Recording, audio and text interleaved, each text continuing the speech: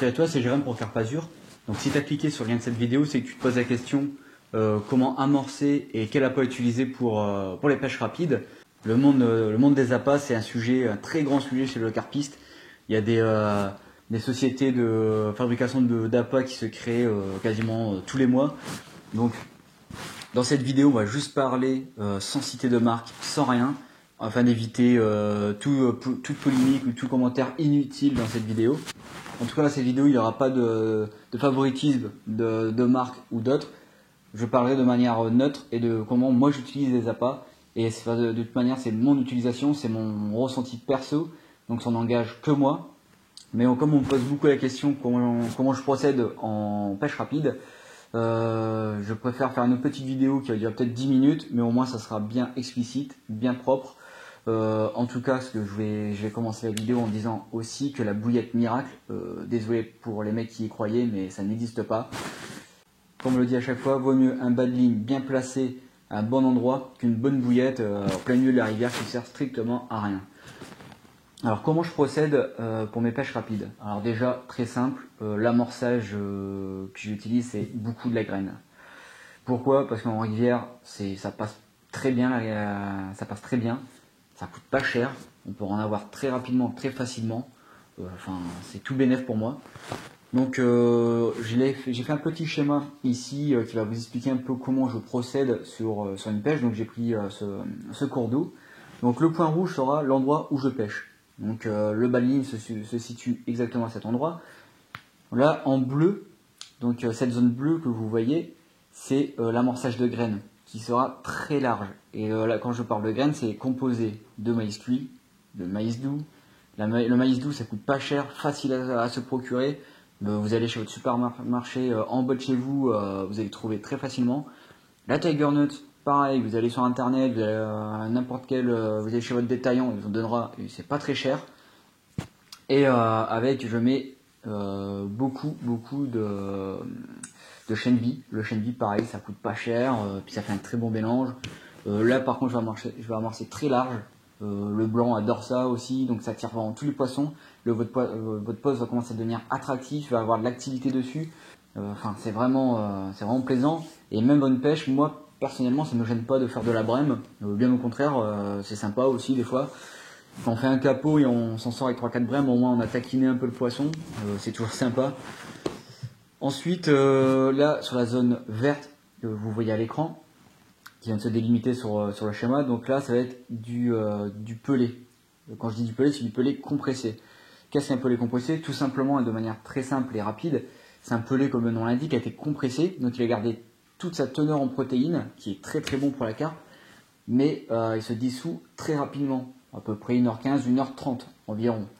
Donc c'est pour ça qu'il est très important de faire un rappel de pellet toutes les heures. Moi c'est ce que je fais, je rajoute toujours une petite pelle de maïs dedans, de maïs doux et de graines, hop, que je balance toutes les heures.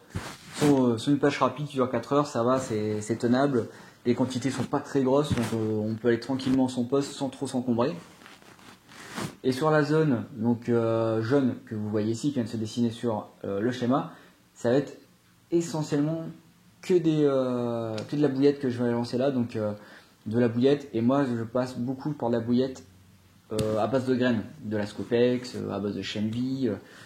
Encore une fois, vous allez chez votre fabricant de bouillettes d'appât, prenez à base de graines, vous verrez que ça fonctionne aussi. Ce qu'il faut, c'est être cohérent dans sa pêche, dans son amorçage et comment on pêche. La cohérence, c'est important. Moi, j'utilise énormément de la graine, que ce soit été, hiver, et même en printemps. Enfin, toute saison, j'utilise ça, ça fonctionne. Je pêche essentiellement à 2 cannes, une à la bouillette et une qui sera à un autre poste, donc un peu plus loin, mais il sera à la graine. Et en fonction des touches que je pourrais avoir sur ce cours d'eau, pardon, je vais m'adapter. Donc soit je passerai tout à la graine, soit tout à la bouillette. Mais en règle générale, et en venant très régulièrement le long de la rivière à pêcher, on voit très bien à quoi ça mord. Et les bouillettes à base de graines, ça part. Vous pêchez à la graine, ça part. Donc voilà. Pareil, la bouillette, donc moi je prends beaucoup d'appâts c'est un peu l'appât d'amorçage, donc qui se dissout rapidement. Et j'utilise aussi en nèche. Donc je pêche avec ça pour mes pêches rapides. Donc ça doit durer 3 heures dans l'eau, 3-4 heures, donc à vérifier très régulièrement. S'il y a des écrevisses ou d'autres nuisibles dans l'eau, la bouillette risque de s'abîmer assez rapidement, donc il faut être sûr de son coup. Moi je la relève sur une pêche de 4 heures, je la relève au bout de 2 heures, donc à 50% du temps, je relève ma canne, petite vérification, je relance. C'est comme ça que je procède tout simplement. Je mets également un petit stick de bouillette broyée, avec un peu de mélange de graines, mais très léger. Donc c'est une façon que je procède, simple et à la fois logique en fait de procéder de cette manière. L'appât miracle n'existe pas, désolé. Donc il faut savoir bien pêcher, bien examiner son poste aussi, hein, comme dans l'épisode 1 que je vous ai dit, le lien apparaît là-haut de l'écran, donc allez voir si vous ne l'avez pas vu. Et également dans la vidéo qui est sortie donc récemment là, donc sur une pêche de rivière que j'ai effectuée dans le Gard, pareil je connaissais pas du tout. Donc là je n'avais pas ma canne à se bombe, donc j'ai pas pu amorcer la graine que j'avais, du moins sur la berge d'en face. Donc comment j'ai procédé, du coup j'ai amorcé énormément au cobra et à la pelle avec un très long manche. Et là donc la logique était un peu différente, donc j'ai amorcé énormément à la bouillette, et par contre partout. Je savais qu'il y avait des herbiers, j'ai jeté également dans les herbiers. Je savais que tôt ou tard avec les courants ça partirait des herbiers, puis la carpe aime bien aussi dans les herbiers. C'était très logique, donc du coup la bouillette pouvait partir également de l'herbier, puis il y en avait partout. Et les bouettes que je jetais à la pêche, pareil, je les cassais légèrement pour qu'avec l'impact, en espérant qu'elles cassent, donc il y en a quelques-unes qui cassent. C'est toujours très agréable d'avoir des boulettes qui restent sur son cou. Donc j'ai amorcé à peu près, on va dire, une vingtaine de bouillettes toutes les heures. À chaque touche, je relançais une dizaine de bouillettes.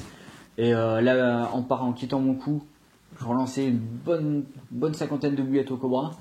Et le lendemain, je revenais pêcher au matin, et puis ça a déroulé, hein. La vidéo qui va sortir la semaine prochaine est une preuve que ça fonctionne, où j'enchaîne 6 départs en même pas 3 heures. Donc vous allez voir sur la vidéo, je suis crevé, j'en peux plus, je suis vraiment au bout, mais c'était une bonne pêche. Et encore une fois, ça prouvait que j'utilisais de bonnes techniques, du moins la mienne. Il y a tellement de techniques variées, il y a des gens qui amorcent qu'à la graine, qui pêcheront qu'à la graine, d'autres qu'à la bouillette, copelé. Faites ce que vous voulez, moi je vais sur une base. Le plus important c'est que vous pêchez de manière confiante. Il faut être confiant de vos appâts, de l'emplacement de votre bas de ligne. Ça c'est très important. Il faut également savoir s'adapter aussi au fond de votre poste, si c'est très vaseux, si c'est des galets, enfin vraiment, il faut vraiment s'adapter à ça. Dans l'épisode 3, je reviendrai sur les montages, donc j'en parlerai dans cet épisode. En tout cas, j'espère que ce genre de vidéos, ça vous plaît, parce que c'est des vidéos rapides, hein, ça prend pas tant de temps que ça, ça prend pas beaucoup de temps effectivement à les filmer, à les travailler. Mais c'est vraiment à base de vous aider. J'ai pas mal de questions aussi sur mes pêches rapides après mes vidéos. C'est souvent les questions qui remontent le plus souvent après mes vidéos quand je pêche. Je vais également essayer de changer mes habitudes. C'est-à-dire je vais essayer d'aller pêcher un peu plus les étangs et les lacs. C'est vrai que je néglige pas mal ces plans d'eau, et là je suis sur un projet de pêche, pareil, pêche rapide dans un lac de 3 hectares à peu près.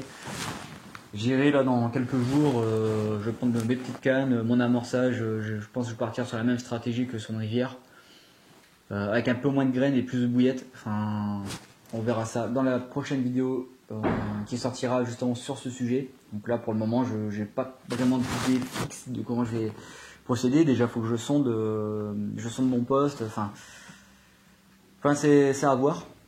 Donc en tout cas, reste connecté sur ma chaîne, il y a des vidéos qui vont sortir vraiment pas mal les semaines à venir.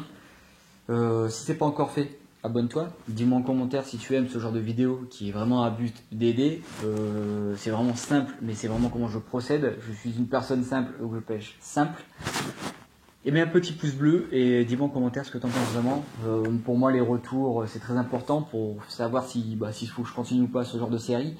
Et également, si vous voulez que j'améliore des qualités de ces vidéos, si vous voulez plus d'images annexes pour mieux comprendre les procédés, il n'y a pas de problème, dites-le en commentaire, ça me demandera plus de travail, mais ça me plaît. En tout cas, je vous dis à la prochaine, Merci de tous ces abonnements ces dernières semaines, ça fait vraiment plaisir. On a dépassé les 430 abonnés. Ça me fait vraiment plaisir. Donc ça me motive à continuer. Et je te dis, garde la pêche.